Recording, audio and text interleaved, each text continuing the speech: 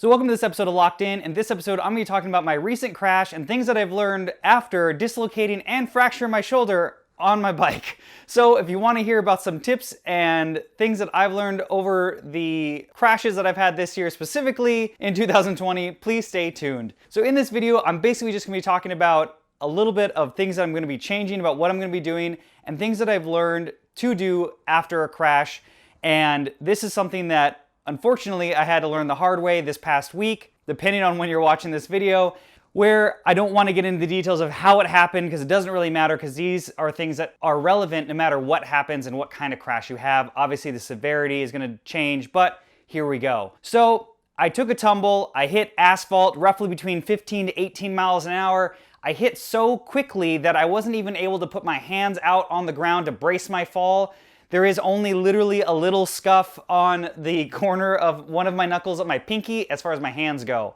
All my other road rash is basically between here and here on my forearm, on my elbow, and unfortunately I dislocated and fractured my shoulder yet again. I did do this actually in March. So luckily it had been a long enough time to where it did heal pretty well and I was feeling pretty good and didn't have any pain prior to this, but once I hit the ground, I knew I was having the same pain and assumed that the same thing had happened again. So here are the things that I'm definitely gonna suggest. I'm by no means a doctor, so take this with a grain of salt, but maybe if this happens to you, you can have a better experience after potentially having a minor crash on your bike. Now obviously I didn't break my collarbone or anything like that. It was predominantly in my shoulder. So basically after I initially hit the ground, obviously I was in a lot of pain initially and trying to basically kind of get my wits about me and assess the damage. Again, knowing that kind of injury in my shoulder, I was able to still move my arm. I still had sensation in my fingers and kind of just wanted to see how I felt. Luckily, I was with some friends that basically came over to me and asked me how I was doing. I was essentially able to roll over. Now, you obviously want to assess the damage for yourself to see how you feel. Obviously, you're going to be in a little state of shock and have some adrenaline going that's going to mask some of the pain, and I'll be getting into how to use that to your advantage later. So after that, I was able to roll over, kind of felt how I was feeling. I asked my friends to look at my helmet to inspect it to see if there was any cracks or any dents in it to see if I actually did hit the ground, because again, I was kind of out of it and I didn't know what to do and if I actually did hit my head on the ground. So in this scenario, I didn't hit the ground. I did scuff it a little bit, but it wasn't an actual impact. It was just kind of me sliding a little bit on the dirt part that I eventually got to after I hit the asphalt.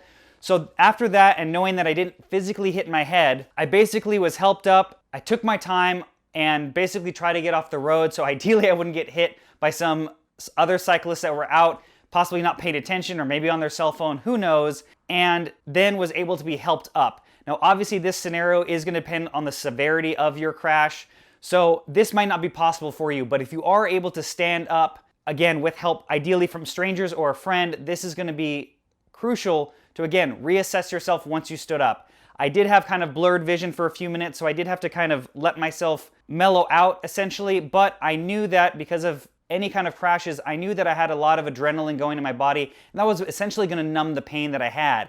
I had about a 50 or so yard walk to an area that I was going to be able to be picked up via car.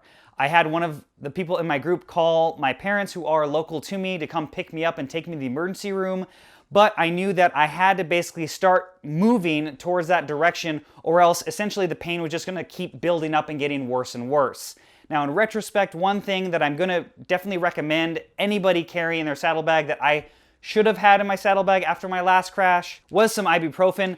I definitely am going to keep a couple of tabs of this in all of my saddlebags or my bikes going forward for myself or for others in case this does happen. That is something I'm definitely going to recommend to anybody that I ride with and all of you guys, so that in case you do come across somebody who has, you can offer them that. Obviously ask them if that's okay, but it's just a good thing to have because that would have helped probably my initial surge of pain once my adrenaline did wear off.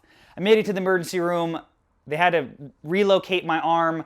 It was in a severe amount of pain that basically no amount of injectable drugs really numbed or helped with my shoulder. So now I'm in the recovery phase. So I'm making this video again to make just a quick tips if this happens to you, to keep in mind that one, you want to, again, ideally take some kind of anti-inflammatory or pain medicine if you can. Again, ibuprofen in your saddlebag will keep it in its own little baggie so it doesn't get wet.